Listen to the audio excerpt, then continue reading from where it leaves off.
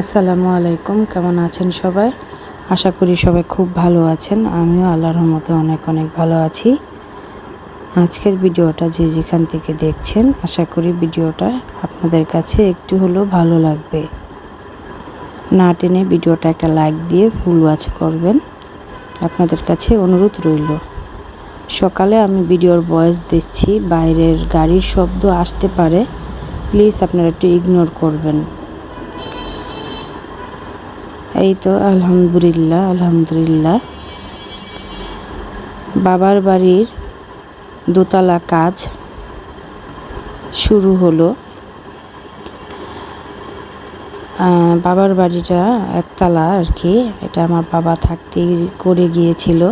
তো বাবা তো এখন নেই, 4 বছর হয়ে গেছে বাবা মারা গেছে।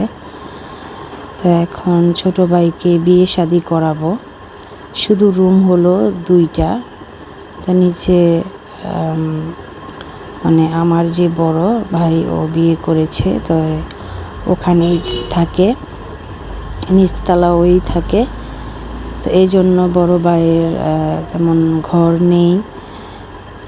দোতলা কমপ্লিট করে ইনশাল্লাহ ভাইকে বিয়ে করাবো। দোয়া করবেন আপনারা সবাই। আজকে থেকে যে কাজ শুরু হলো, কিছুদিন যাবত আমি ঠিক মতো ভিডিও দিতে পারছি না, কিংবা ইউটিউবও থাকতে পারছি না তেমন একটা। শুধু এই বাড়ির কাজে একটু দৌড়াদৌড়ি করার জন্য বাসায় আসতে হয়, আমাকে থাকতে হয়, কারণ থাকার মতন আর কোথাও যাওয়ার মতন তেমন কেউ নেই। ভাই সকালবেলা কাজে চলে যায়, আস্তে আস্তে রাত হয়ে যায়। এই জন্য তো চিন্তা করলাম কাজ তো নিজেরই করতে হবে। বাবা থাকলে আর কোনো কিছু টেনশন ছিল না, সব বাবাই করতো। এই তো আস্তে আস্তে এই উপরে রডগুলি উঠিয়ে তারপরে কলমের জন্য রড উপরে বাদাই করছে। আজকে আর ডালাই হবে না, আগামীকাল হবে। এই ভিডিওগুলা 2 দিন 3 দিনের ভিডিও ছিল, মিলিয়ে সাজিয়ে আপনাদের কাছে তুলে ধরেছি। তারপরে তো এখানে যে সিমেন্ট, তারপর নিচে আছে রাস্তার মধ্যে বালু, 2 পদের বালু, এগুলো আবার আমি একটু আগে কিনে এনেছি। ঝাড়ু, পাইপ, বিল্ডিংয়ের কাজের জন্য অনেক কিছু কিনা লাগে, সেটা এখন আর কি বুঝতে পারছি। আমাদের যখন বাড়ির কাজ শুরু করেছিল অনেক কিছুই কিনা লাগে, তো তখন তার আমি নিজে হাতে করিনি, আমার হাজব্যান্ডই করেছিল আমাদের শ্বশুর বাড়ির কাজ। তো এখন আর যেহেতু হাজব্যান্ড থাকলে আবার সেও করতো, তো এখন আমি করছি মানে সব কিছু। তারপরও এই তো যেই মামা, এটা আমাদের খুবই পরিচিত। এই মামা নিজের মামা আছে বিদায় কাজগুলো আর কি সুযোগ মতন সুন্দর মতন হচ্ছে আলহামদুলিল্লাহ। আপনারা সবাই দোয়া করবেন যাতে কাজ সম্পন্ন হলে দ্রুত তাড়াতাড়ি ভাইকে বিয়ে শাদি করাতে পারি। যাই হোক, এই তো কলম বাঁধছে। আমি আবার একটু লম্বা করে ভিডিওটা করেছি, কিছু মনে করবেন না আপনারা আর কি। এই ভিডিওটা করে ভাইয়ের কাছে আবার পাঠাইছিলাম, মানে ওকে একটু দেখাইছিলাম যে যাতে দেখো যে কীরকমভাবে করা হচ্ছে। এই বিল্ডিংটা অনেক আগের, প্রায় 25-26 বছর হয়ে গেছে বিল্ডিং যখন আমার বাবা এটা তুলেছে, কিন্তু এখনো পর্যন্ত এটা মানে জায়গা একেবারেই কম, শুধু একের একটু বেশি হবে, এত বেশি না, কিন্তু বিল্ডিং অনেক মজবুত করে তুলেছে। মানে এতটুক বিল্ডিং মধ্যে 15টা পায়া, এরকম অবস্থা।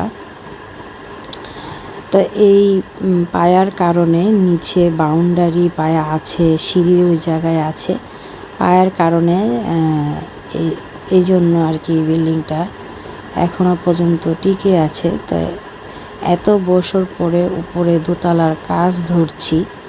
বিল্ডিংয়ের কাজ তো আর মুখের কলা না, যাতে তাড়াতাড়ি সবাই কিন্তু ধরতে পারে না।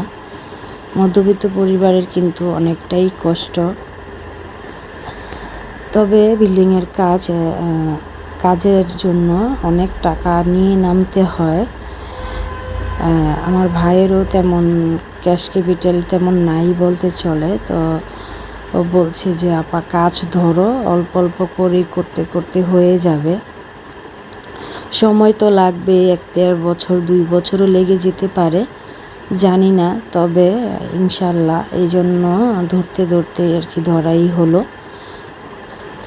আরও 3-4 মাস আগে ধরার কথা ছিল, তো টাকা পয়সা জোগাড় করতেও সময় লাগে। এই জন্য আর কি একটু ধরতে ধরতেও সময়টা অনেক দেরি হয়ে গেল। যাই হোক, দোয়া করবেন, আমার ভাইয়ের জন্য দোয়া করবেন। ওর শরীরও মাঝখানে অনেক খারাপও ছিল। ও দেশে আবার 2 বার এসেছিল ওর চিকিৎসার জন্য, তখনও অনেক টাকা পয়সা খরচ হয়েছে। যাক, দোয়া করবেন আমার ভাইয়ের জন্য। মাঝখানে 2 দিন কাজ বন্ধ ছিল, তো ওই 2 দিনে আবার আমার শাশুড়ি মাও অনেক অসুস্থ। তো যেই 2 দিন কাজ বন্ধ ছিল, ওই বন্ধের দিনই আমি আবার আমার শাশুড়ি মাকে ঢাকা পান্থপথ ওই জায়গায় ডাক্তার দেখিয়েছি বিআরবিতে। ওখানে প্রায় 7-8 বছর আগে এসেছিল, আমার হাজব্যান্ড নিয়ে এসেছিল, তখনও আমি এসেছিলাম। তো এইতে যে আমার শাশুড়ি মা হুইল চেয়ারে বসে আছে, তাই আমার ননদ আবার বাইরে গাড়ির জন্য অপেক্ষা করছে। আমরা সকালে চলে এসেছিলাম প্রায় 1:30 বাজে। তখন ডাক্তার দেখিয়ে এখন আবার চলে যাব। কিছু টেস্ট দিয়েছিল, এই টেস্টগুলো আবার করেছি। তবে আবার আসতে হবে এই টেস্টগুলো করাতে। একটা টেস্ট এখনও করা হয়নি, যেহেতু ভরা পেট ছিল, আলট্রা করাতে হবে। যাই হোক, এই ভিডিওটা আবার তারপরের দিনের ভিডিও। দেখলেন তো কলম যে সব কিছু ঠিকঠাক করে রেখে গিয়েছে, কাঠ বেঁধে। আজকে আবার ঢালাই হচ্ছে, মানে আজকে থেকে ঢালাই শুরু হচ্ছে। আজকে 2টা কলম ঢালাই করবে, তারপরে আবার পরের দিন আবার 2টা, এরকম করে। এগুলা কিন্তু অনেক কষ্টের কাজ, অনেক মেহনতের কাজ, আস্তে আস্তে করছে। যেহেতু অনেক সময়ের ব্যাপার আছে, এই জন্য আর কি চিন্তা করলাম যে না, আস্তে দেরি করুক। আর আমাদেরও আস্তে দেরি করতে হবে, মধ্যবিত্ত পরিবার বলে কথা। কারণ এই কাজের জন্য অনেক টাকা পয়সা নিয়ে নামতে হয়। তেমন কোনো টাকা পয়সা নিয়ে নামিনি, অল্প পরিমাণের নিয়ে নেমেছি। এই জন্য চিন্তা করলাম যে অল্প অল্প করেই কাজটা শেষ হোক। দোয়া করবেন আপনারা সবাই।